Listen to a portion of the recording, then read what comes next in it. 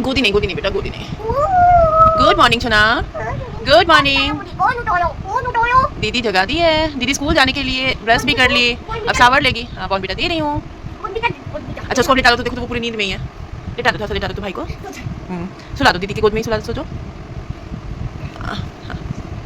सुला दो तो अच्छे से। चलो उसकी बॉर्नविटा ले लो और स्कूल के लिए रेडी हो जाओ। हाँ। Hey everyone, welcome back in my channel which is still life with study. Still life with study में आपका बहुत ही वेलकम है। आप लोग बताओ आप लोग कैसे और आप लोग की स्टडी कैसी चल रही है। आज मैं आप लोगों के साथ अपना 90 डे स्टडी चैलेंज का डे 38 शेयर कर रही हूँ। सुबह उठते ही मेरा पहला काम होता है अपनी बेटी को स्कूल के लिए रेडी करना। अब वो काफ़ी कुछ खुद से भी कर लेती है, लेकिन फिर भी माँ तो माँ होती है।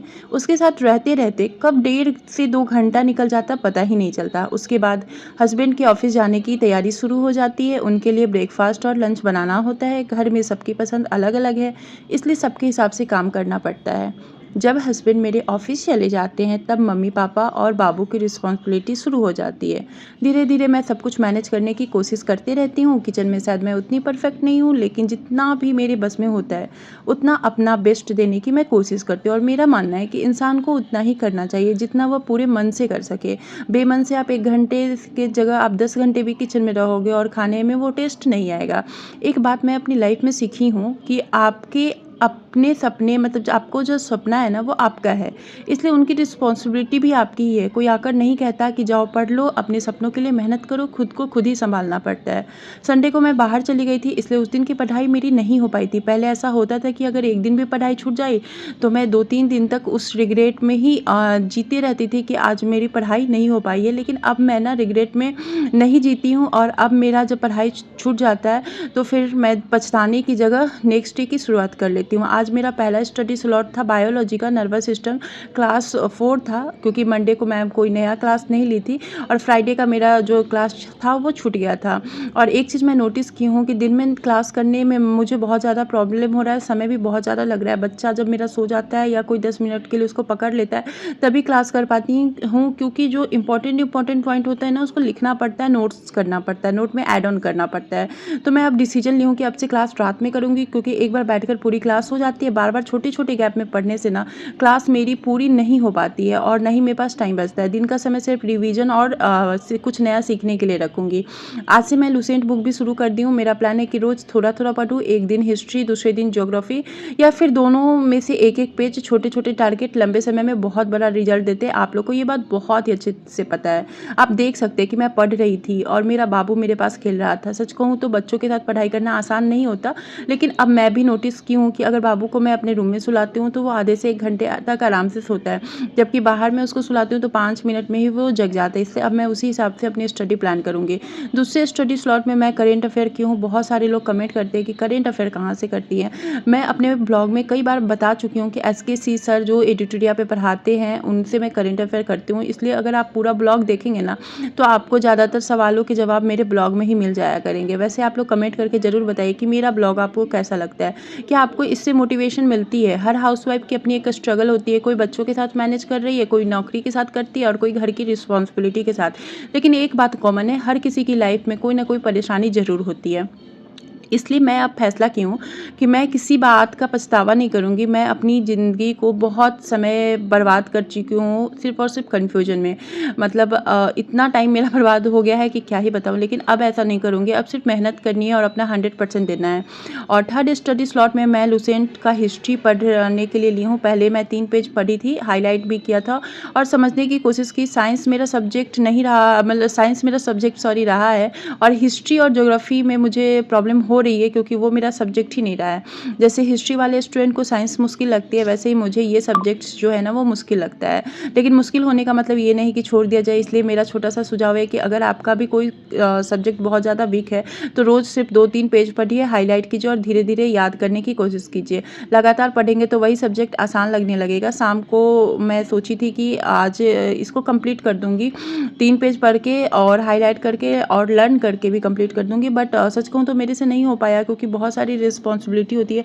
इस बीच में ना मैं कितनी बार उठी हूँ, कितनी बार बैठी हूँ और कितनी बार कोशिश की हूँ कि इस बुक को कंप्लीट करने की, बट हो नहीं पा रहा था। लेकिन हाँ, बहुत सारी चीज़ जो है ना, नए-नए चीज़ पता चला। जैसे कि जम्बू द्वीप के बारे में मुझे ये नहीं पता था कि वो जामुन के वृक्ष से के नेम पर पड़ा था भारत का नाम जम्बू द्वीप। ये तब पता था कि भारत का नाम जम्बू द्वीप है, लेकिन ये नहीं पता था कि जामुन के वृक्ष पर पड़ा रहा था। और शाम को पापा समोसा और जलेबी लेकर आए थे। थोड़ी देर अपने फैमिली के साथ बैठकर चाय कॉफ़ी के साथ समय बिताने की कोशिश करती हूँ। उसके बाद फिर डिनर की तैयारी में लग जाती हूँ। डिनर की तैयारी मेरी शाम से ही हो जाती है क्योंकि रात में मेरी बेटी को बहुत जल्दी उसको सुलाना पड़ता है। घर का हर काम जो है ना वो खुद करना पड़ता है। कई बार गुस्सा भी आता है और कभी-कभी रोना भी आता है।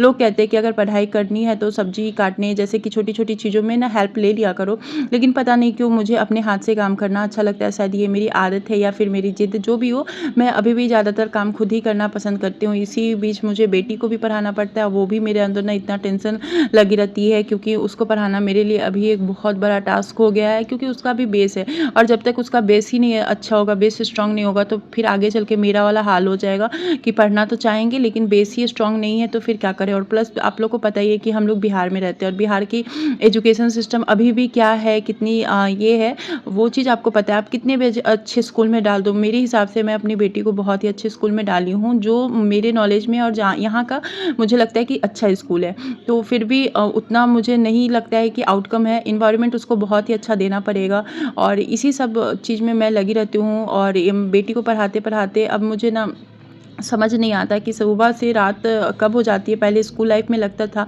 कि मेरा समय रुक गया है, अब लगता है कि समय इतना जल्दी भाग रहा है, पंख लगाकर मेरा समय उड़ रहा है। बस पूरे दिन एक ही चीज़ चलती रहती है, ये काम वो काम, फिर पढ़ाई, फिर बच्चों की रिस्पॉन्सिबिलिटी। लेकिन चाहे कितनी भी मुश्किलें आती है, मैं अपने इस 90 डे स्टडी चैलेंज को पूरी ऑनेस्टी से पूरा करती हूँ और पूरी ऑनेस्टी से आप लोग के साथ शेयर करती हूँ। अगर आपको भी ये फील होता है तो आप मुझे कमेंट करके ज़रूर बता सकते हैं क्योंकि मुझे पता है कि आज की मेहनत कल ही मेरी पहचान बनेगी।